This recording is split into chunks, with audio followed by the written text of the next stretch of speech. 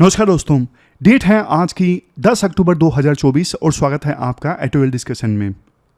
Discussion start करने से पहले आज का कोट है, life consist not in holding good cards but in playing those you hold well. Josh Billings का ये कोट है। देखो, लाइफ में वैसे तो कहने के लिए सबके पास इक्वल अपॉर्चुनिटीज हैं, सबके पास इक्वल राइट्स हैं, बट देखो ये बात सच है, सबकी स्टार्टिंग लाइन सेम नहीं होती। जो अमीर लोग हैं, जिनके पास रिसोर्सेज हैं, उनकी स्टार्टिंग लाइन बहुत आगे होती है एज कंपेरिजन टू गरीब लोग। रास्ता देखो सबका अलग अलग है, सबको मौका तो सेम मिलेगा, लेकिन सरकमस्टांसिस सबकी अलग अलग हो सकती हैं। जैसे देखो, आप तैयारी करते वक्त कुछ के घर में फाइनेंशियल कंडीशन होगी, कुछ लोग जॉब कर रहे होंगे, कुछ के पास ये अटेम्प्ट उनका आखिरी मौका है, उनके पास कोई गुंजाइश ही नहीं है कॉम्प्रोमाइज करने की। मतलब देखो साफ है, प्रॉब्लम्स तो सबके पास में है। लेकिन आपने कभी ना ताश खेली है, कार्ड्स प्ले किए हैं? शायद नहीं किए होंगे। आप ताश खेलोगे ना, एक चीज आप देखोगे कि ना, एक तो स्किल होती है कि आपके पास जो कार्ड्स आए हैं उनको आप कैसे बेहतर ढंग से खेल सकते हो। दूसरा देखो, अगर किसी के पास में कार्ड्स बहुत अच्छे आ गए तो उसके लिए वो गेम जीतना आसान हो जाता है। लेकिन कुछ प्रो प्लेयर भी होते हैं, वो प्रो प्लेयर पत्ते खराब आ गए बांटने में, लेकिन फिर भी देखो उन्होंने इतनी बार प्रैक्टिस की है कि वो खराब पत्तों को भी बहुत बेहतर ढंग से यूज कर पाते हैं और मैच जीत पाते हैं। कल रात को देखो एक खबर आई, रतन टाटा जी का देहांत हो गया। रतन टाटा ने देखो टाटा ग्रुप को ना एक बहुत वेल इस्टेब्लिश्ड बिजनेस के तौर पे इस्टेब्लिश किया। मतलब ऐसा नहीं है कि जब उन्हें टाटा का बिजनेस मिला था तो वो इतना इस्टेब्लिश नहीं था, वो ऑलरेडी इस्टेब्लिश था। पर देखो उन्होंने अपने कार्ड्स और ज़्यादा स्मार्टली प्ले किए। जब इनको टाटा ग्रुप मिला था तो उस समय टर्नओवर पूरे टाटा ग्रुप का $4 बिलियन था, आज जो कि बढ़ के $100 बिलियन तक पहुंच गया है। जब टाटा मोटर्स ने कार इंडस्ट्री में एंट्री की थी ना, और इंडिका कार को लॉन्च किया था, तो पहले तो फेलियर मिला था, बट उन्होंने गिव अप नहीं किया। उन्होंने कस्टमर फीडबैक पे काम किया, चीज़ों को अच्छे से समझा, अपने प्रोडक्ट को और ज़्यादा इंप्रूव किया और वापस मार्केट में उस प्रोडक्ट को लॉन्च किया। और इसका नतीजा देखो ये निकला कि टाटा इंडिका एक बहुत सक्सेसफुल मॉडल के तौर पे इमर्ज हुआ। ये देखो सिंगल एग्जांपल नहीं है, आप ना रतन टाटा से संबंधित देखो दुनिया भर के एग्जांपल्स देखोगे। जैसे फोर्ड का एग्जांपल फेमस है। वो पहले फोर्ड के साथ में टाई अप करना चाहते थे, लेकिन उन्होंने मना कर दिया था। बाद में फोर्ड खुद आया टाटा के पास में अपना ब्रांड बेचने के लिए। वो फोर्ड जिसने शुरुआत में रतन टाटा को तवज्जो नहीं दी थी, छोटा मोटा ब्रांड समझ के, बाद में फोर्ड बहुत डेस्परेटली चाहता था कि जो टाटा ग्रुप है उसका लैंड रोवर और जैगुआर 2 ब्रांड परचेज कर ले, और बाद में टाटा ने इनके 2 ब्रांड्स परचेज भी कर लिए थे। तो यही होता है अपने कार्ड्स को अच्छे से प्ले करना। आज देखो 3 इश्यूज हम डिस्कस करेंगे डिटेल से। सबसे पहले हम आर्टिकल डिस्कस करेंगे नोबेल प्राइज फॉर केमिस्ट्री से संबंधित। फिर दूसरा आर्टिकल हम डिस्कस करेंगे आज ये बीच में द हिंदू का mental health and material success से संबंधित। फिर तीसरा आर्टिकल आज हम डिस्कस करेंगे सी राजा मोहन का इंडियन एक्सप्रेस से अरब कंट्रीज की इंडिया के लिए इंपॉर्टेंस से संबंधित। तो चलिए डिस्कशन स्टार्ट करते हैं। आज के डिस्कशन में first important article Nobel prize for chemistry से संबंधित है। आप देखो सिलेबस में ना जीएस पेपर 3 के इन टॉपिक्स से आर्टिकल को रिलेट कर सकते हो। इस बार का जो नोबेल प्राइज इन केमिस्ट्री है, देखो 3 लोगों को दिया गया है, डेविड बेकर, डेमिस हसाबिस और जॉन एम जम्पर। बेकर को किस लिए दिया गया है? बेकर को दिया गया है नए प्रोटीन को डिजाइन करने के लिए, अभी हम समझेंगे डिटेल से। और इन 2 लोगों को मिला के दिया गया है डेमिस हसाबिस और जॉन जम्पर। इन दोनों को दिया गया है प्रोटीन स्ट्रक्चर को प्रिडिक्ट करने के लिए। अभी आप इतना याद रख लीजिए, बेकर को किस लिए मिला? बेकर को देखो इसलिए मिला क्योंकि इन्होंने कंप्यूटर में नए प्रोटीन को डिजाइन करना सिखाया। और इन दोनों साइंटिस्ट को, हसाबिस और जम्पर, इन दोनों को क्यों मिला? इन दोनों को देखो इसलिए मिला क्योंकि इन्होंने प्रोटीन के स्ट्रक्चर को सही प्रिडिक्ट करना स्टार्ट किया। इस बार का जो नोबेल प्राइज मिला है ना केमिस्ट्री के लिए, इसमें देखो 2 चीजों का काम का कॉम्बिनेशन देखने को मिलता है, सेल प्रोटीन प्लस में एआई प्लस में सेल प्रोटीन, दोनों की एक्सपर्टीज देखने को मिलती है इनके काम में, तीनों साइंटिस्ट के काम में। तो बिल्कुल बेसिक से शुरुआत करते हैं। फर्स्ट थिंग फर्स्ट, मैं आपसे ये पूछता हूं प्रोटीन की हमारे बॉडी में क्या इंपॉर्टेंस है। मैंने कल परसों की डिस्कशन में भी आपको बताया था। देखो, प्रोटीन हमारी बॉडी के लिए ना वही काम करता है जो जब घर की कंस्ट्रक्शन होती है तो उसमें ईंटों का क्या काम होता है, वही काम हमारे बॉडी में प्रोटीन का होता है। हमारी बॉडी की फंक्शनिंग में ना हर चीज में आप प्रोटीन का काम देखोगे। ब्लड में जो ऑक्सीजन कैरी करता है इधर से उधर, वो एक प्रोटीन है, हीमोग्लोबिन। और देखो, आइसक्रीम खाने के बाद आपकी बॉडी में शुगर प्रोसेस जो करता है ना, इंसुलिन, वो भी एक प्रोटीन है। तो अगर देखो हम ये समझ लें प्रोटीन बनते कैसे हैं, कैसे काम करते हैं, तो फिर देखो हम बहुत सारी डिजीज को ना बढ़िया ढंग से समझ सकते हैं। सोचो, देखो अगर आपको ये पता हो कि घर की हर एक ईंट कहाँ पे फिट है, तो आपको ये पता लग जाएगा कि कहाँ पे लीकेज हो रही है बारिश के समय में, कहाँ पे सीलन आ रही है, सब कुछ आपको पता लग जाएगा। ठीक उसी प्रकार से प्रोटीन कैसे बनता है और प्रोटीन कैसे काम करता है, ये आप समझ लो तो आप डिजीज का जो इलाज है वो ज़्यादा बेहतर ढंग से कर सकते हो। और देखो, जब साइंटिस्ट ने इस प्रकार से प्रोटीन की इंपॉर्टेंस को समझा ना, तब से ना बहुत सारे साइंटिस्ट ना इस पर स्टडी कर रहे हैं। और 1994 से तो एक कंपटीशन भी स्टार्ट हो गया।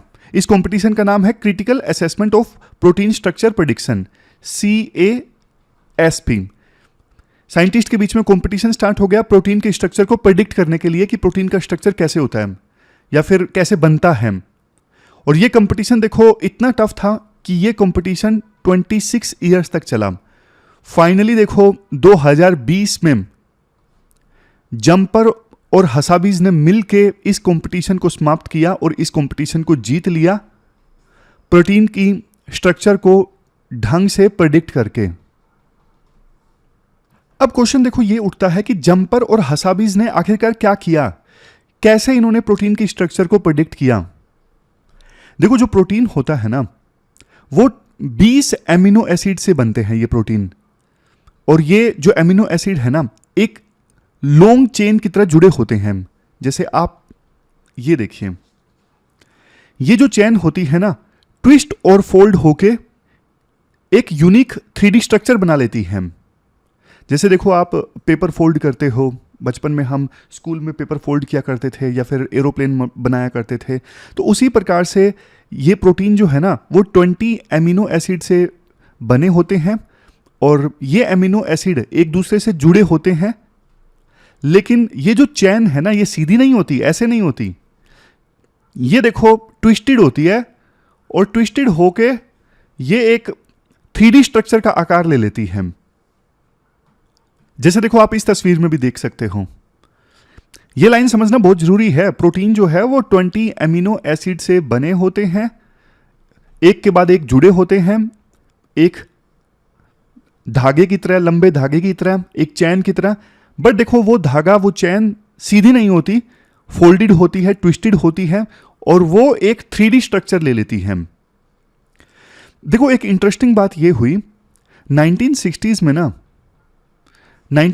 में ना यूएसए के एक साइंटिस्ट थे, जिनका नाम क्या था, जिनका नाम था क्रिश्चियन एनिफिन्सेन। मैं आपको दिखाता हूं, यहां पे इनका नाम होगा, क्रिश्चियन एनिफिन्सेन कुछ नाम था। ये रहा, यहां पे देखो, क्रिश्चियन एनिफिन्सेन, सॉरी। तो इन्होंने क्या किया, इन्होंने ना एक प्रोटीन को पकड़ा। फॉर एग्जाम्पल, इस प्रोटीन को पकड़ लिया, प्रोटीन को पकड़ा, इसको ना खींच के सीधा कर दिया। लेकिन देखो, जैसे ही इसको वापस फिर से छोड़ा, स्प्रिंग की तरह, स्प्रिंग को जैसे खींचते हैं वापस स्प्रिंग अपनी शेप में आ जाता है ना, तो इस प्रोटीन को अनफोल्ड किया, सीधा किया, लेकिन छोड़ते ही ये जो प्रोटीन है ना, वापस अपनी इसी शेप में आ गया। एनिफिन्सेन ने एक दो बार और ट्राई किया, लेकिन हर बार देखो ऐसा ही हुआ। प्रोटीन को जब अनफोल्ड किया गया, बाद में छोड़ा गया, तो प्रोटीन देखो उसी शेप में आ गया। इससे ना एनिफिन्सेन को एक बात समझ में आ गई। क्या समझ में आ गई? एनिफिन्सेन को ना ये बात समझ में आ गई कि प्रोटीन का जो स्ट्रक्चर है ना, वो एमिनो एसिड के सीक्वेंस पे डिपेंड करता है। 20 एमिनो एसिड से जो प्रोटीन बने होते हैं ना, वो एमिनो एसिड्स आपस में क्या सीक्वेंस में जुड़े हुए हैं, एक के बाद एक। जैसे ये अमीनो एसिड है, ये अमीनो एसिड है, ये अमीनो एसिड है, तो एमिनो एसिड का ना सीक्वेंस क्या है, उस पर डिपेंड करता है कि प्रोटीन का स्ट्रक्चर क्या होगा। समझ गए? और प्रोटीन के स्ट्रक्चर पर डिपेंड करता है कि प्रोटीन फंक्शन क्या परफॉर्म करेगा। इस डिस्कवरी से तो देखो साइंटिस्ट ना बहुत खुश हुए। उन्हें एक चीज समझ में आ गई कि भैया अगर हम एमिनो एसिड के सीक्वेंस का पता लगा लें तो हमें प्रोटीन के स्ट्रक्चर का पता लग जाएगा कि उसका 3D स्ट्रक्चर कैसा है, और स्ट्रक्चर का पता लग गया तो फिर हमें यह पता लग जाएगा कि वो प्रोटीन फंक्शन क्या परफॉर्म करता है। तो ना विभिन्न देशों के ना साइंटिस्ट के बीच में ना कंपटीशन स्टार्ट हो गया कि हमें प्रोटीन का स्ट्रक्चर प्रेडिक्ट करना है। लेकिन देखो ये जो प्रेडिक्शन था ना इतना इजी नहीं था। बहुत सारे साइंटिस्ट ने ट्राई किया पर कामयाबी नहीं मिली। फिर देखो सीन में एंट्री होती है हमारे आज के आर्टिकल के हीरो की, जिसका नाम है, पहला हीरो है हसाबीज। हसाबीज जो पहले देखो एआई की फील्ड में काम कर रहे थे और इन्होंने अपनी एक कंपनी स्टार्ट की थी जिसका नाम था डीप माइंड। डीप माइंड पहले तो देखो गेम वगैरह बनाया करती थी, लेकिन बाद में गूगल ने इस डीप माइंड कंपनी को परचेज कर लिया था। तो 2018 में ना हसाबीज ने यह सोचा कि यार हम भी प्रोटीन का स्ट्रक्चर प्रेडिक्ट करते हैं, लाइफ में कुछ बढ़िया करते हैं, गेम गूम बहुत बना लिया हमने। तो हसाबीज ने ना प्रोटीन का जो स्ट्रक्चर था ना उसे प्रेडिक्ट किया। ऐसा एआई मॉडल बनाया जिससे प्रोटीन का स्ट्रक्चर प्रेडिक्ट किया जा सकता है। उसका नाम था अल्फा फोल्ड। ये देखो अल्फा फोल्ड नाम का एक एआई बनाया जो देखो प्रोटीन का स्ट्रक्चर प्रेडिक्ट कर सकता था। बट देखो इस अल्फा फोल्ड की जो एक्यूरेसी थी ना वो सिर्फ 60% थी, ज्यादा अच्छी नहीं थी। फिर ना हसाबीज का एक दोस्त था जिसका नाम था जंपर, दूसरे साइंटिस्ट जिनको ये नोबेल पुरस्कार मिला है। जंपर ने बोला अरे रुको रुको रुको, यहां पे गलती कर रहे हो तुम, मैं बताता हूं तुम्हें।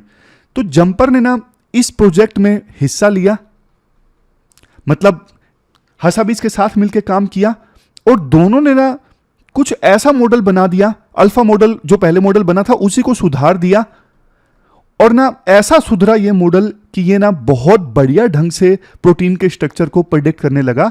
और इन दोनों ने मिलके वो कंपटीशन जो चल रहा था ना काफी साल पुराना, उस कंपटीशन का नाम क्या था, CASP कंपटीशन कुछ करके था, वो प्रोटीन का स्ट्रक्चर प्रेडिक्ट करने के लिए स्टार्ट हुआ था। तो इन दोनों ने मिलके ना अल्फा फोल्ड मॉडल के थ्रू ये कंपटीशन जीत लिया। मतलब इन्होंने दुनिया को दिखा दिया कि प्रोटीन का स्ट्रक्चर देखो भैया ऐसे प्रेडिक्ट कर सकते हैं। और इनके इसी काम के लिए, इन दोनों साइंटिस्ट के, जंपर और हसाबीज के इसी काम के लिए इनको इस बार का नोबेल प्राइज फॉर केमिस्ट्री मिला है। अब बात करते हैं तीसरे साइंटिस्ट की जिनको इस बार का नोबेल प्राइज फॉर केमिस्ट्री मिला है। इनका नाम है बेकर। बेकर, इन्होंने भी देखो इस कंपटीशन में पार्टिसिपेट किया था। इन्होंने ना 1998 में एक सॉफ्टवेयर बनाया था प्रोटीन के स्ट्रक्चर को प्रेडिक्ट करने के लिए। अब देखो इन्होंने कंपटीशन तो नहीं जीता, लेकिन इन्होंने कुछ हद तक प्रोटीन के स्ट्रक्चर को जरूर प्रेडिक्ट कर दिया था। मतलब बाकियों के कंपैरिजन में इन्होंने थोड़ा ज्यादा अच्छे से प्रेडिक्ट कर दिया था। समझ गए पॉइंट? मतलब प्रोटीन के स्ट्रक्चर को प्रेडिक्ट करने में इन्होंने अच्छा परफॉर्म किया था। लेकिन ना बेकर ने बाद में सोचा अगर हम रोजेटा को उल्टा कर दें। रोजेटा क्या था? मतलब 1998 में जो इन्होंने प्रोग्राम बनाया था प्रोटीन के स्ट्रक्चर को प्रेडिक्ट करने के लिए, तो ना बाद में इन्होंने सोचा यार मेरा जो ये प्रोग्राम है रोजेटा प्रोटीन के स्ट्रक्चर को प्रेडिक्ट करने के लिए, मैं इसे उल्टा कर देता हूं। मतलब पहले मैं क्या कर रहा था, पहले मैं ये कर रहा था कि अमीनो एसिड का सीक्वेंस मुझे पता है और उससे मैं प्रोटीन के स्ट्रक्चर को प्रेडिक्ट कर रहा था। लेकिन इन्होंने ना इस प्रोग्राम को उल्टा कर दिया। उल्टा मतलब प्रोटीन के स्ट्रक्चर से इन्होंने एमिनो एसिड के सीक्वेंस को प्रेडिक्ट करना स्टार्ट कर दिया। यह आइडिया देखो कुछ कुछ वैसा ही था जो ये शेफ लोग नहीं होते, वो थोड़ा सा सब्जी वगैरह टेस्ट करके बता देते हैं कि क्या क्या इसमें डला है, धनिया डला है नहीं डला है, रेसिपी बता देते हैं। तो ठीक वैसा ही इन्होंने किया, उल्टा कर दिया। अब आप बोलोगे सर इसका फायदा क्या होगा? फायदा देखो इससे यह होगा कि नए नए जो प्रोटीन्स है ना वो क्रिएट किए जा सकते हैं और वो नए नए प्रोटीन्स अलग अलग काम कर सकते हैं। समझे? तो बेकर की टीम इस मामले में काफी सक्सेसफुल रही। इन्होंने कंप्यूटेशनल प्रोटीन डिजाइन किए। और शुरुआत कैसे की? प्रोटीन के स्ट्रक्चर से एमिनो एसिड का सीक्वेंस निकाल लिया और सीक्वेंस एक बार पता लग गया तो फिर देखो नए प्रोटीन्स डिजाइन करना, नए प्रोटीन्स क्रिएट करना आसान हो गया, जो बॉडी में अलग अलग फंक्शंस परफॉर्म कर सकते हैं। तो हमने तीनों साइंटिस्ट का काम डिस्कस कर लिया। अब आप सोच रहे होंगे कि ये जो रिसर्च है इन साइंटिस्ट की इतनी सिग्निफिकेंट क्यों है? सिग्निफिकेंट देखो बहुत ज़्यादा है, क्योंकि इन साइंटिस्ट की रिसर्च से अब हम ये समझ पा रहे हैं डिजीज कैसे डेवलप होते हैं, एंटीबायोटिक्स के अगेंस्ट बैक्टीरिया रेसिस्टेंट क्यों हो जाता है, इसके अलावा कुछ माइक्रोब्स प्लास्टिक को कैसे डिकम्पोज कर सकते हैं। तो ऐसी देखो बहुत सारी चीज़ें अब हम सीख रहे हैं इन साइंटिस्ट की रिसर्च की वजह से। और ये तो देखो एक शुरुआत है, सिर्फ हमारे पास अब नए प्रोटीन्स क्रिएट करने की जो क्षमता आ गई है ना, जो एबिलिटी आ गई है, इससे हम फ्यूचर में क्या कुछ नहीं कर सकेंगे, नए नैनो मटेरियल बना सकेंगे। सोच के देखो, ऐसे कपड़े जो ऑटोमेटिकली क्लीन हो जाएंगे, हम बढ़िया मेडिसिन्स बना सकेंगे जो सिर्फ बेकार के जो सेल्स होते हैं ना बॉडी में, डिजीज्ड सेल्स जिनकी वजह से डिजीज फैल रहा है, तो ऐसी मेडिसिन्स बना सकेंगे जो सिर्फ डिजीज्ड सेल को टारगेट करेंगी। हम जल्दी मेडिसिन बना सकेंगे, जैसे कोविड की महामारी में हमें बहुत जल्दी मेडिसिन बनाने की आवश्यकता पड़ी थी। बहुत सारे फायदे होंगे इनकी रिसर्च से। देखो यहाँ पे देखो, nano material, targeted pharmaceuticals, more rapid development of vaccine, minimal sensor. Minimum sensor मतलब जो पोल्यूशन लेवल एक्यूरेटली मेजर कर सकें। इसके बाद ग्रीनर केमिकल इंडस्ट्री डेवलप कर सकेंगे जो इन्वायरमेंट के लिए देखो जबरदस्त होगी। तो ये सब फायदे होंगे इनकी रिसर्च से, इसलिए इनकी रिसर्च जो है काफ़ी ज़्यादा सिग्निफिकेंट है और इसीलिए नोबेल प्राइज फॉर केमिस्ट्री मिला है इन तीन साइंटिस्ट को। चलते हैं आगे। इसके बाद नेक्स्ट आर्टिकल देखो, आज के मटेरियल वर्ल्ड में मेंटल हेल्थ से संबंधित है। आप सिलेबस में ना जीएस पेपर सेकंड के इस टॉपिक से आर्टिकल को रिलेट कर सकते हो। आज ये आर्टिकल देखो इसलिए पब्लिश हुआ है क्योंकि 10 अक्टूबर का जो दिन है वो वर्ल्ड मेंटल हेल्थ डे के रूप में ऑब्जर्व किया जाता है, ताकि पूरे वर्ल्ड में मेंटल हेल्थ से संबंधित चीज़ों के बारे में अवेयरनेस फैलाई जा सके। शुरुआत में देखो आर्टिकल में ये बोला जाता है, जुलाई 2024 में ना एक 26 साल की लड़की जो एक मल्टीनेशनल कंसल्टिंग फर्म में काम करती थी जिसका नाम था एना, उसने अपनी जान दे दी। जान गई थी वैसे कार्डियक अरेस्ट की वजह से, लेकिन बाद में कहा गया कि काम का प्रेशर बहुत ज़्यादा था, इस वजह से कार्डियक अरेस्ट आया। फिर देखो सितंबर में चेन्नई में एक 38 साल का सॉफ्टवेयर इंजीनियर, उसने भी सुसाइड कर लिया। बाद में पता चला कि वो डिप्रेशन की दवाई ले रहा था। ये दोनों केसेस देखो हमें एक चीज़ बताते हैं कि बाहर से सक्सेसफुल दिखने वाले लोग भी अंदर से टूट सकते हैं, सर्कमस्टांसिस के आगे घुटने टेक सकते हैं। लांसेट साइकियाट्री कमीशन के मुताबिक इंडिया में ना 197 मिलियन लोग मेंटल हेल्थ प्रॉब्लम से जूझ रहे हैं। और ये प्रॉब्लम क्या है? ये प्रॉब्लम है देखो डिप्रेशन, एंजाइटी, सब्सटेंस अब्यूज मतलब नशा वगैरह करना। और ये नंबर देखो इतना बड़ा है कि पूरे ऑस्ट्रेलिया की पॉपुलेशन से भी ज़्यादा। ये देखो बहुत सीरियस इशू है, इस पे बात होनी चाहिए। आज के समय में देखो इंडिया की इकोनॉमी काफ़ी तेज़ी से बढ़ रही है, नई अपॉर्चुनिटीज़ आ रही हैं, लेकिन देखो इसके साथ साथ ना प्रेशर भी बढ़ रहा है लोगों के ऊपर। लोग रात दिन काम कर रहे हैं, फैमिली टाइम कम हो रहा है, रिजल्ट मेंटल स्ट्रेस जो है लोगों में वो देखो बढ़ रहा है। देखो क्या आपने कभी इन एग्जिस्टेंशियल क्वेश्चंस के बारे में सोचा है? जैसे who am I, what is the purpose of my life, how should I live. ये क्वेश्चंस देखो हमेशा से ना काफी ज्यादा इंपॉर्टेंट रहे हैं। सोक्रेटिस ने देखो एक बार ये कहा था, the unexamined life is not worth living. Political science में इस पे क्वेश्चन भी आता है। एरिस्टोटल ने बात की थी यूडेइमोनिया की। यूडेइमोनिया मतलब एक ऐसी लाइफ जिसमें आप अपने टैलेंट का यूज करके सोसाइटी के लिए कंट्रीब्यूट करते हो। लेकिन देखो आज ना हम इन सवालों से ना दूर भाग जाते हैं। हमारे पास टाइम ही नहीं है इन क्वेश्चंस को सोचने का। हम सिर्फ सोचते हैं कितनी सैलरी मिली, घर कब लेंगे, नेक्स्ट प्रमोशन कब मिलेगा। ये सारी चीजें सिर्फ हम इन्हीं पे ध्यान देते हैं। क्या ये असली लाइफ है? नहीं। आज देखो हर कोई ना लेटेस्ट गैजेट्स और लग्जरी आइटम चाहता है। जैसे इन गैजेट्स के बिना लाइफ बिल्कुल अधूरी है, बोरिंग है, एकता कपूर के सीरियल्स की तरह। लेकिन देखो इससे ना एक बड़ा प्रॉब्लम क्रिएट हो रहा है। लोग ना सेल्फ अवेयरनेस से दूर हो रहे हैं। हम अपने आप को समझने की बजाय ना बाहर की दुनिया में हम खो रहे हैं। एक ना यहाँ पे कोट है, मैं आपको बताता हूँ। ये देखो, बेकर का एक कोट है। इन्होंने देखो ये बोला था, इंसान का जो बिहेवियर है ना, इंसान का बिहेवियर देखो फियर ऑफ इनसिग्निफिकेंस से ड्राइव होता है। Fear of insignificance, fear of insignificance क्या है? मतलब हम देखो मटेरियल चीजें ना, जैसे गाड़ी है, घर है, गैजेट्स हैं, इसलिए खरीदते हैं क्योंकि हमें लगता है कि इनको खरीदने से ना हम इंपॉर्टेंट बन जाएंगे। मतलब दिखावे के लिए खरीदते हैं, दूसरों को दिखाने के लिए हम खरीदते हैं कि शायद इनको खरीदने से हम दुनिया के लिए इंपॉर्टेंट बन जाएं। बट देखो ये सिर्फ ना टेम्परेरी सेटिस्फेक्शन दे सकता है। शहर में आज के समय में लोग रहना चाहते हैं, लेकिन देखो शहर में रहना लग्जरी नहीं है, एक बहुत बड़ी मजबूरी है। शहर में रेंट देखो कितना ज़्यादा होता है, कितने लोग उस रेंट को नहीं भर पाते।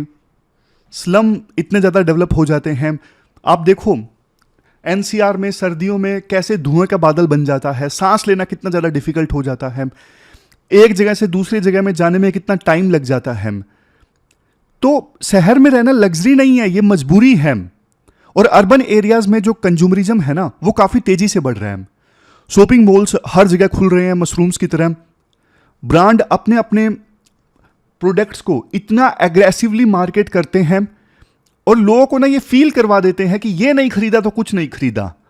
सोच के देखो, एप्पल का नया एडिशन 16वां रिलीज हुआ और लोग लाइन में लग रहे हैं उसे खरीदने के लिए जबरदस्त ढंग से। किस लिए? उसको खरीद के वो सोसाइटी में दिखाना ही तो चाहते हैं कि हमारे पास देखो लेटेस्ट आईफोन है। और क्या मिलेगा? ऐसा तो है नहीं कि उस आईफोन को खरीदने से उनकी लाइफ जो है बहुत ज़्यादा आसान हो जाएगी या फिर ड्रास्टिक चेंज आ जाएगा। कुछ नहीं बदलेगा। सिर्फ दिखाने के लिए लोग रात रात भर लाइन में लगते हैं उस फोन के रिलीज होने से पहले।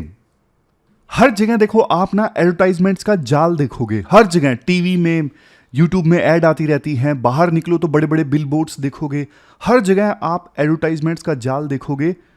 और ना ये जो ब्रांड है ना, चीख चीख के एडवर्टाइजमेंट के थ्रू आपको जैसे बता रहे हैं कि हमारा प्रोडक्ट ले लीजिए, लेटेस्ट ट्रेंड को फॉलो कीजिए, अदरवाइज आप इनसिग्निफिकेंट हो जाओगे। तो ये जो फियर ऑफ इनसिग्निफिकेंट है ना, ये मैन को ड्राइव करता है या वुमेन को ड्राइव करता है लेटेस्ट प्रोडक्ट्स परचेज करने के लिए। कर्नाटक में ना हाल ही में एक बिल आया, Karnataka soaps and commercial establishment amendment bill 2024। इसमें देखो ये बोला गया कि अब लोग ना एक दिन में 12 घंटे तक काम कर सकते हैं और 3 महीने में 125 घंटे तक काम कर सकते हैं। सोच के देखो, एक इंसान जब इतना ज़्यादा काम करेगा तो फिर मेंटल हेल्थ की तो बैंड बज जाएगी पूरी तरह से। तो यहाँ पे आती है देखो कम्युनिटी की इंपॉर्टेंस। जैसे ना ब्राज़ील का एग्जाम्पल दिया जाता है। ब्राज़ील में ना कम्युनिटी गार्डन्स का कंसेप्ट काफ़ी ज़्यादा फेमस हुआ है। मतलब कम्युनिटी मिल के गार्डन पे काम करती है, मिल के सब्जी वगैरह उगाती है। अब सब्जी उगाते उगाते देखो वो आपस में बात भी कर लेते हैं, एक दूसरे से जो इमोशनल चीज़ें हैं वो शेयर भी कर लेते हैं।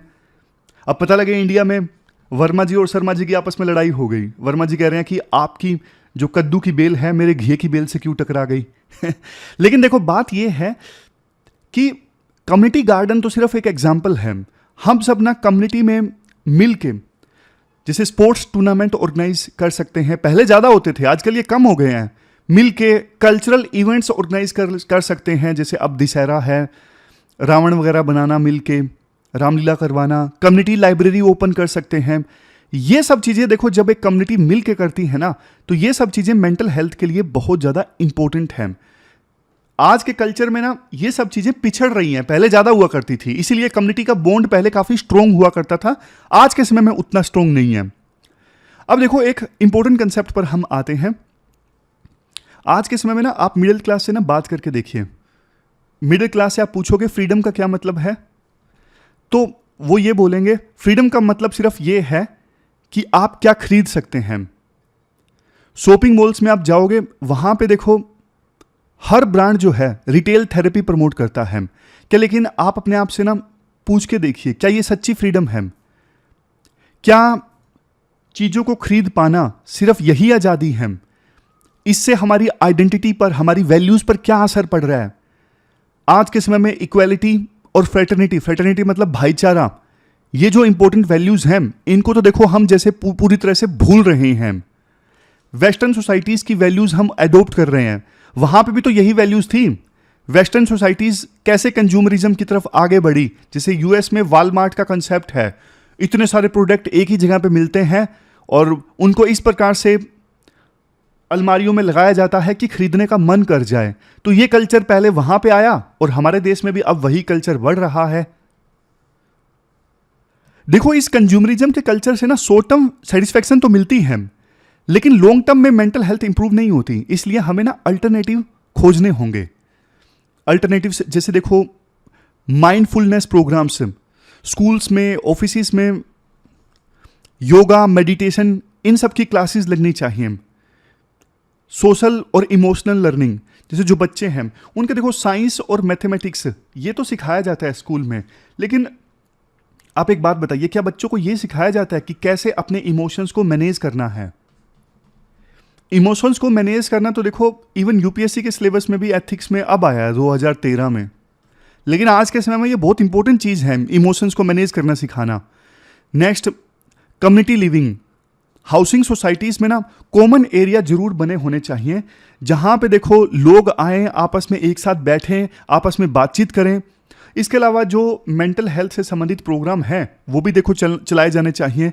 और यहाँ पे देखो सरकार की भी रिस्पॉन्सिबिलिटी आती है। सरकार को मेंटल हेल्थ फैसिलिटीज़ बढ़ानी होगी, इनइक्वालिटीज़ कम करनी होगी, वर्क आवर्स पे स्ट्रिक्ट रूल्स बनाने होंगे और ग्रीन स्पेसिस बढ़ाने होंगे सिटीज़ में। ये सारी जिम्मेदारियां देखो सरकार की हैं। लास्ट में राइटर देखो ये बोलते हैं, अच्छी जिंदगी ना सिर्फ पैसे या फिर मटेरियल पोसेशन से नहीं खरीदी जा सकती। हमें देखो अपने दोस्तों से, फैमिली से और खुद के साथ में क्वालिटी टाइम बिताना जरूरी है। अगर देखो आप स्ट्रेस फील कर रहे हो तो बात करो, किसी से भी बात करो, दोस्तों से बात करो, फैमिली में बात करो। बात करनी जरूरी है, तभी देखो ये जो इश्यूज हैं मेंटल हेल्थ से संबंधित उनको हम एड्रेस कर सकते हैं। तो ये पूरा आर्टिकल हमने डिस्कस किया, चलते हैं आगे। इसके बाद नेक्स्ट आर्टिकल देखो सी राजा मोहन का है, इंडियन एक्सप्रेस का। आपने सिलेबस में जीएस पेपर सेकंड के इस टॉपिक से आर्टिकल को रिलेट कर सकते हो।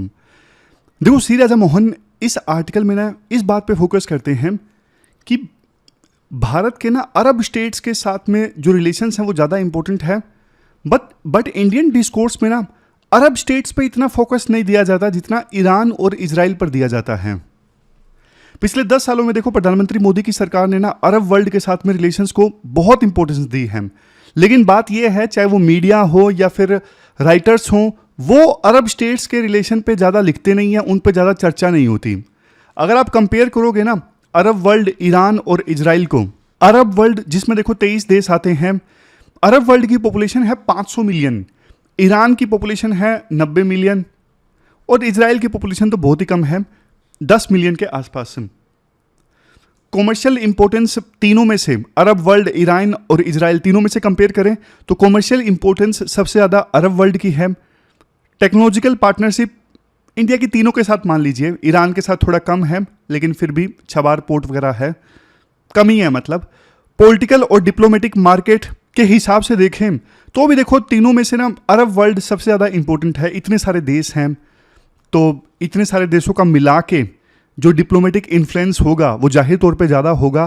तो डिप्लोमेटिकली भी अगर देखें तो तीनों में अरब वर्ल्ड की जो इंपॉर्टेंस है वो सबसे ज़्यादा है।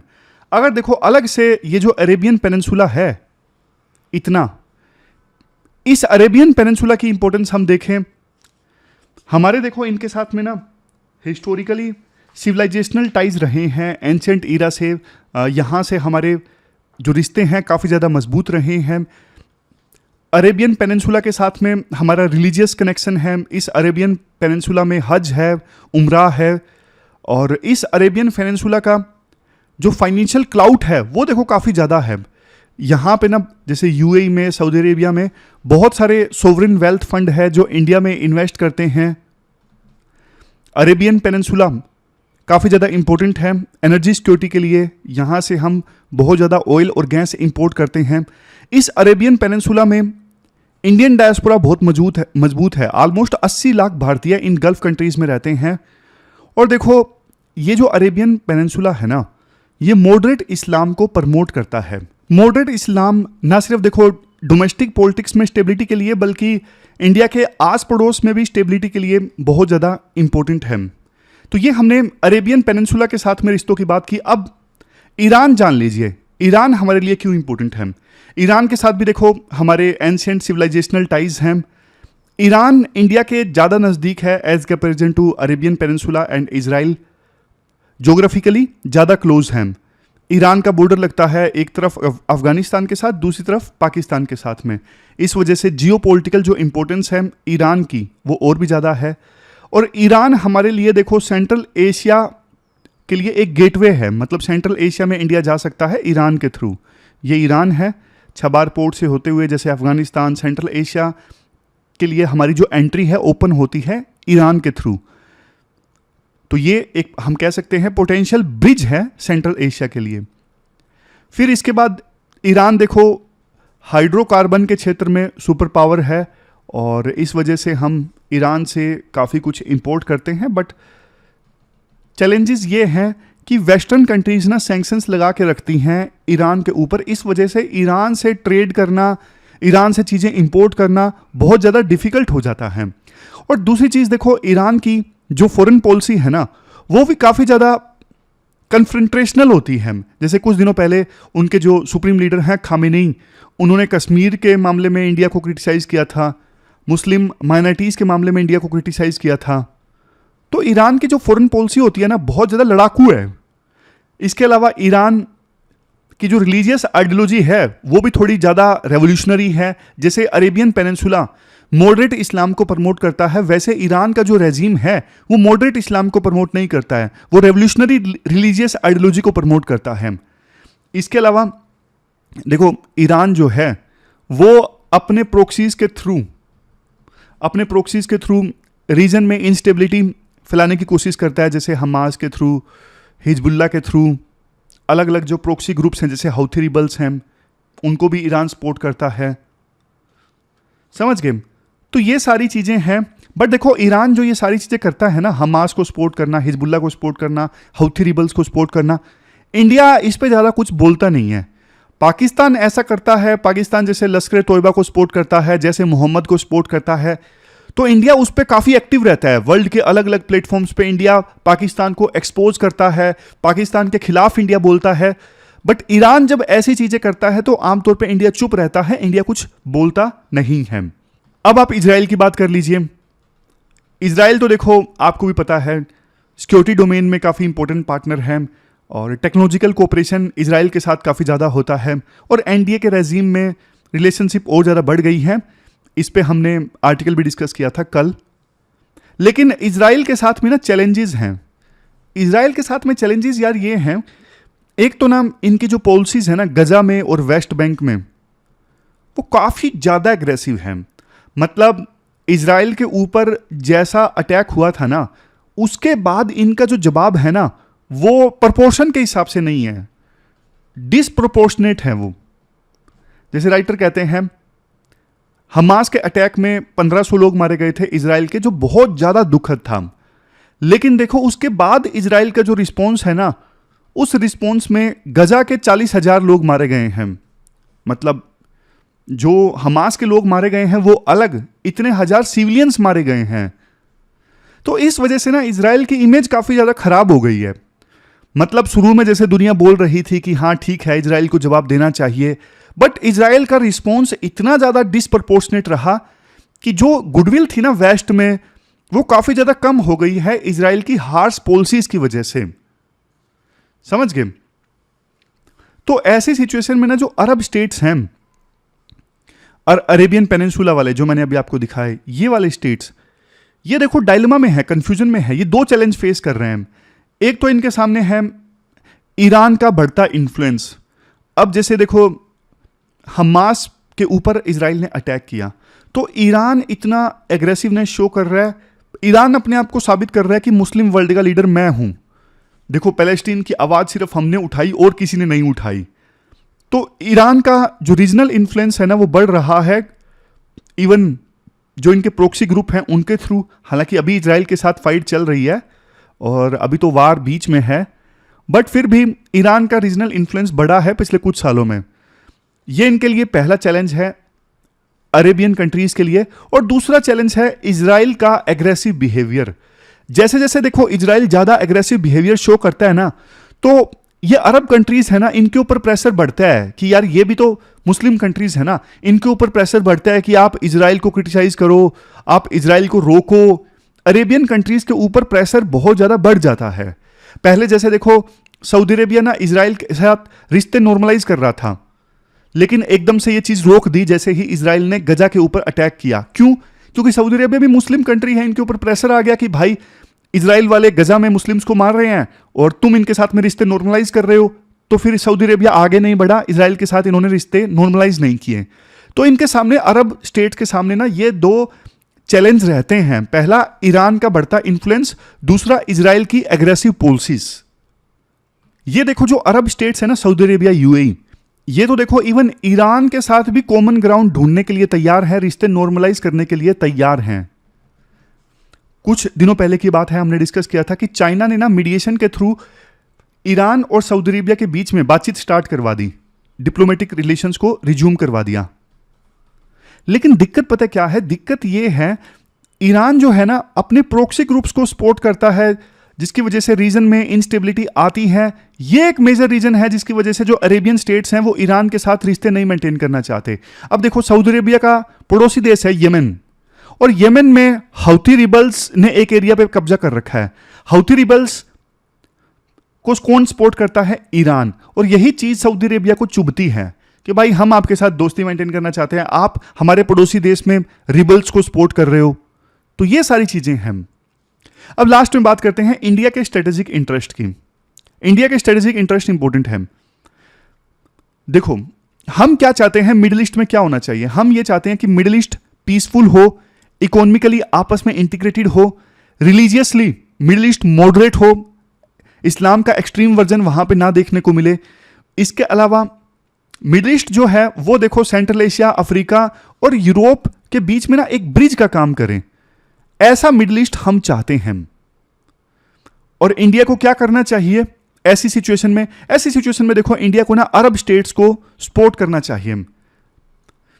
ईरान इजराइल के इस टोटल वार को रोकने में इंडिया को मदद करनी चाहिए। जैसा इंडिया रशिया यूक्रेन वार में एक्टिव रोल प्ले कर रहा है, यहां पे भी इंडिया को वार रोकने में पहल करनी चाहिए।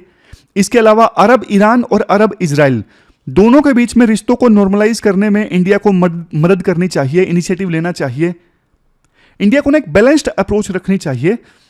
ईरान और इजराइल के साथ तो अच्छे रिलेशन मेंटेन करे ही, लेकिन ज्यादा प्रायोरिटी दे अरब इंटरेस्ट को, क्योंकि अरेबियन कंट्रीज जो है हमारे लिए देखो ज्यादा इंपॉर्टेंट है। तो ये पूरा आर्टिकल हमने डिस्कस किया सी राजा मोहन का। चलते हैं आगे। इसके बाद देखो स्टैटिक जो हम रिवाइज करते हैं जल्दी से, लॉजिस्टिक्स सेक्टर के जो बेसिक पॉइंट्स हैं उनको कीवर्ड्स के माध्यम से रिवाइज कर लेते हैं। लॉजिस्टिक्स क्या है? लॉजिस्टिक्स मतलब देखो सामान को एक जगह से दूसरी जगह पहुंचाना। ये देखो बहुत जरूरी है इकोनॉमी के लिए। और इंडिया में लॉजिस्टिक का क्या सीन है? इंडिया में देखो लॉजिस्टिक सेक्टर अभी धीरे धीरे बड़ा हो रहा है, लेकिन चैलेंजेस भी हैं। ये देखो एक सनसाइन इंडस्ट्री है। लॉजिस्टिक को सनसाइन इंडस्ट्री कहते हैं क्योंकि इसका फ्यूचर ब्राइट है। अभी लॉजिस्टिक सेक्टर में क्या मेजर रिफॉर्म्स आए हैं? जैसे जीएसटी आ गया है, ई-वे बिल, ये सब क्या है? इनसे रिफॉर्म आए हैं लॉजिस्टिक सेक्टर में। सिग्निफिकेंस क्या है लॉजिस्टिक सेक्टर की? सबसे पहले सप्लाई चेन इससे स्मूथ होती है लॉजिस्टिक सेक्टर से, इंटरनेशनल ट्रेड बढ़ता है, नौकरी के नए मौके मिलते हैं, इंफ्रास्ट्रक्चर डेवलप होता है और कस्टमर्स खुश होते हैं, कस्टमर सेटिस्फैक्शन। ये सब सिग्निफिकेंस है लॉजिस्टिक सेक्टर की। इसके बाद चैलेंजेस क्या क्या हैं लॉजिस्टिक सेक्टर में? सबसे पहला चैलेंज ये है हाई कॉस्ट। अभी भी देखो सामान एक जगह से दूसरी जगह पहुंचाना हमारे देश में ना काफ़ी ज़्यादा महंगा है। और फिर देखो कोऑर्डिनेशन की दिक्कत है, बहुत सारे स्टेक होल्डर्स इन्वॉल्व होते हैं लॉजिस्टिक सेक्टर में, तो कोऑर्डिनेट करना आपस में डिफिकल्ट हो जाता है। टेक्नोलॉजी की कमी है, अभी भी चीज़ें पुरानी टेक्नोलॉजी से चल रही हैं। और कंपटीशन एंड कैपेसिटी की प्रॉब्लम है, वेयर हाउस की दिक्कत है, सामान को स्टोर करके रखने के लिए वेयर हाउसेज कम हैं। मोड्स ऑफ ट्रांसपोर्ट में कनेक्टिविटी नहीं है, जैसे कहाँ पे आपको इनलैंड वाटरवे मिलेगा वहाँ पे ट्रेन नहीं मिलेगी, जहाँ पे ट्रेन है वहाँ पे अच्छे हाईवेज नहीं मिलेंगे। नेक्स्ट, लॉजिस्टिक सेक्टर में फंडिंग की कमी है। और सबसे लास्ट में मल्टी मॉडल कैपेबिलिटीज हमारे देश में नहीं है। ग्लोबल स्टैंडर्ड्स के हिसाब से, जैसे देखो मल्टी मोडल कनेक्टिविटी मतलब railways, inland water transport, airport, road, ये सब आपस में जबरदस्त ढंग से कनेक्टेड हो कि पूरा जो सामान एक जगह से दूसरे जगह पे पहुंचाना है ना, स्मूथली पहुंचाया जा सके। तो ये हमने जल्दी जल्दी लॉजिस्टिक सेक्टर के पॉइंट्स डिस्कस कर लिए। अब लास्ट में जल्दी से रिवाइज कर लेते हैं 3-4 मिनट में जो आज हमने डिस्कस किया। नोबेल प्राइज मिला है केमिस्ट्री के लिए 3 साइंटिस्ट को, एक है बेकर और दूसरे हैं हसाबीज एंड जम्पर। हसाबीज और जम्पर इन दोनों ने ना प्रोटीन स्ट्रक्चर को प्रेडिक्ट किया और बेकर ने कंप्यूटेशनल प्रोटीन डिजाइन किया। प्रोटीन क्यों इंपॉर्टेंट है? सारी जो बायोलॉजिकल प्रोसेसेस हैं उनके लिए फंडामेंटल प्रोटीन है, जैसे हीमोग्लोबिन, इंसुलिन, और काफ़ी समय से ना कंपटीशन चल रहा था प्रोटीन के स्ट्रक्चर को प्रेडिक्ट करने के लिए। बाद में आखिरकार हसाबीज और जम्पर इन दोनों ने इस कंपटीशन को जीता 2020 में। डीप माइंड के लिए काम करते थे हसाबीज पहले, बाद में इस कंपनी को गूगल ने परचेज कर लिया। इन्होंने अल्फा फोल्ड मॉडल बनाया प्रोटीन के स्ट्रक्चर को प्रेडिक्ट करने के लिए, जिसमें एक्यूरेसी 60% थी, लेकिन बाद में जम्पर भी आ गए, एक्यूरेसी इंप्रूव हो गई, दोनों ने मिलकर कंपटीशन जीत लिया प्रोटीन के स्ट्रक्चर को प्रेडिक्ट करने का। बेकर ने क्या किया? बेकर ने प्रोसेस को उल्टा कर दिया था। पहले ये कोशिश कर रहे थे अपने रोजेटा प्रोग्राम के थ्रू, जो उन्होंने 1998 में बनाया, पहले कोशिश कर रहे थे प्रोटीन के स्ट्रक्चर को प्रेडिक्ट करने की। बाद में इन्होंने उल्टा ट्राई किया, प्रोटीन के स्ट्रक्चर से एमिनो एसिड का जो सीक्वेंस था वो इन्होंने प्रेडिक्ट कर दिया। इससे नए प्रोटीन को डिजाइन करने का, क्रिएट करने का रास्ता खुल गया। समझ गए सिग्निफिकेंस क्यों है इन दोनों के डिस्कवरी की, रिसर्च की? लाइफ प्रोसेसेस को हम बेहतर ढंग से समझ सकते हैं, डिजीज को, एंटीबायोटिक रेसिस्टेंस को, इन चीज़ों को हम बेहतर ढंग से समझ सकते हैं। एप्लीकेशंस हैं new nano material, targeted drugs, इन सब में। फिर ये ईरान और इजराइल वाला आर्टिकल हमने डिस्कस किया, सी राजा मोहन का। अभी देखो वार चल रहा है, बट देखो अभी ना हमारी जो ज़्यादा इंपॉर्टेंस है ना वो अरेबियन पेनिनसुला के लिए होनी चाहिए, बट हम इन पे कम इंपॉर्टेंस देते हैं। ईरान इजराइल पे ज़्यादा इंपॉर्टेंस हम देते हैं। अरेबियन पेनिनसुला के साथ हमारे हिस्टोरिक टाइज हैं, रिलीजियस कनेक्शन है, फाइनेंशियल क्लाउट अरेबियन कंट्रीज़ का ज़्यादा है, अरेबियन पेनिनसुला पर्टिकुलरली, और इंडियन डायस्पोरा वहाँ पे काफ़ी ज़्यादा मजबूत है। मॉडरेट इस्लाम को अरेबियन पेनिनसुला और अरब कंट्रीज़ प्रमोट करते हैं। ईरान की पोजीशन, ईरान देखो हाइड्रोकार्बन के मामले में सुपर पावर है, सेंट्रल एशिया के लिए, यूरोप के लिए हमारा गेटवे है, और ईरान का बॉर्डर पाकिस्तान के साथ लगता है, अफगानिस्तान के लिए के साथ लगता है, इसलिए भी इंपॉर्टेंट है। बट कुछ दिक्कतें भी हैं ईरान के साथ, जैसे वो रेवोल्यूशनरी रिलीजियस आइडियोलॉजी को प्रमोट करता है और प्रोक्सीज को प्रमोट करता है, इससे रीजन में इंस्टेबिलिटी आती है, और इसके अलावा अपने अरब नेबर्स के साथ झगड़े में रहता है। इंडिया देखो ईरान के नेगेटिव रोल के बारे में ज़्यादा बोलता नहीं है, चुप रहता है। पाकिस्तान के नेगेटिव रोल के बारे में इंडिया काफ़ी मुखर रहता है। इजराइल इंडिया रिलेशंस तो आपको पता ही है, 1990s के बाद काफ़ी बढ़िया हो गए। एनडीए गवर्नमेंट के दौरान खास करके टेक्नोलॉजिकल पार्टनर इंपॉर्टेंट है इंडिया इजराइल का। बट दिक्कत ये है इजराइल अभी काफ़ी एग्रेसिव है अपनी पॉलिसीज़ में। 7 अक्टूबर को पिछले साल अटैक तो हुआ, लेकिन उसके बाद इजराइल का रिस्पॉन्स डिसप्रपोर्शनेट रहा, इस वजह से इमेज थोड़ी ख़राब हो गई। तो लास्ट में राइटर ये बोलते हैं, हमें देखो इजराइल और ईरान के साथ रिश्ते तो अच्छे रखने चाहिए, बट अरेबियन पेनिनसुला को जितनी इंपॉर्टेंस हमें देनी चाहिए ना, उतनी अभी हम नहीं दे रहे हैं। उतनी इंपॉर्टेंस हमें देनी चाहिए अरेबियन पेनिनसुला को। फिर ये मेंटल हेल्थ वाला आर्टिकल भी हमने डिस्कस किया था। एक तरफ देखो हमारे देश की इकोनॉमी का साइज बढ़ रहा है, इकोनॉमिक एक्टिविटी ज़्यादा हो रही है, दूसरी तरफ देखो मेंटल हेल्थ क्राइसिस भी हमारे देश में बढ़ रहे हैं। 197 मिलियन इंडियंस मेंटल हेल्थ से पीड़ित हैं। ये देखो ऑस्ट्रेलिया की पॉपुलेशन से भी ज़्यादा है। रूट काजेज क्या है? इकोनॉमिक ग्रोथ, नई अपॉर्चुनिटीज़, लेकिन इससे ना सोसाइटी पे प्रेशर भी बढ़ रहा है। मेटेरियलिज्म हमारे देश में बढ़ रहा है, नए नए गैजेट्स खरीद के लोग खुश हो जाते हैं, उनको लगता है यही असली लाइफ है, लेकिन ऐसा नहीं है। हमने ना एग्जिस्टेंशियल क्वेश्चंस पे सोचना छोड़ दिया है, जैसे लाइफ क्या है, क्यों इंपॉर्टेंट है। सोक्रेटिस का कोट है, the unexamined life is not worth living, ये इंपॉर्टेंट है। अरिस्टोटल का कंसेप्ट था यूडेइमेनिया, मतलब हम अपने टैलेंट का यूज़ करके सोसाइटी में कंट्रीब्यूट करें। बट आज के समय में देखो अर्बन प्रेशर बढ़ रहा है और मटेरियल सक्सेस की इंपॉर्टेंस बढ़ रही है, हम कम्युनिटीज से अलग होते जा रहे हैं। ह्यूमन बींग्स को ना डर लगता है कि हम सोसाइटी में इनसिग्निफिकेंट हो जाएंगे, इसलिए वो नई नई चीज़ें खरीदता है, सोशल मीडिया पे सब अच्छा अच्छा दिखाता है। बट अब ना कलेक्टिव वेलबींग पे फोकस होना चाहिए, कम्युनिटी इनिशिएटिव जैसे ब्राज़ील का कम्युनिटी गार्डन, इन पे फोकस होना चाहिए। Shared responsibility, collective purpose, mutual support, ये इन सब पे फोकस होना चाहिए। फ्रीडम को रीडिफाइन करो। चीजें खरीदने की आजादी फ्रीडम नहीं है। ये क्वेश्चन है जो आपको अटेम्प्ट करना है। जो हमने मेंटल हेल्थ वाला आर्टिकल डिस्कस किया ना, उससे संबंधित ये क्वेश्चन है। 250 वर्ड्स में आपको अटेम्प्ट करना है। 15 मार्क्स का ये क्वेश्चन है। अच्छे से अटेम्प्ट कीजिएगा। तो ये थी हमारी आज की डिस्कशन। फिलहाल इस डिस्कशन में इतना ही है। Thank you very much for discussion.